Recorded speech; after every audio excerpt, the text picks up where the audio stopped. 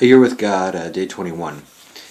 Today's reading is from 2 Corinthians, and in here Paul is talking about being made perfect in weakness. He's talking about how he's talking about the thorn of the flesh, his thorn in the flesh, and he's talking about how God is made perfect in his weaknesses. And so he actually celebrates and rejoices with his weaknesses because he knows that God can be made perfect in them.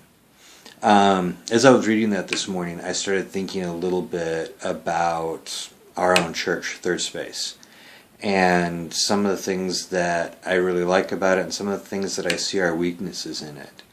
And I took a lot of encouragement out of this thought that where we're weak, Christ can be made strong. Christ can bring about His perfection. Not removing our weaknesses, but actually working within them. Like Paul. God never took away the thorn of the flesh. It wasn't important. It was a weakness, but that was okay. Because God's glory was manifested in that weakness. Not in the removal of that. Not in the taking away of the thorn of the flesh.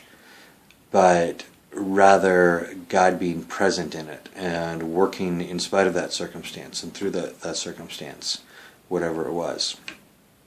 And so, as I reflected a little bit on my life and on our church, those were some of the things that I was thinking about. That in spite of challenges we face, or perhaps because of them, God has an opportunity, if we'll turn those things over to Him, God has an opportunity to work and bring about His perfection and what He ultimately wants, to make Himself perfect in our weaknesses, just as they are. Not taking them away, but rather Christ being in them. So, those were my thoughts on Day 21.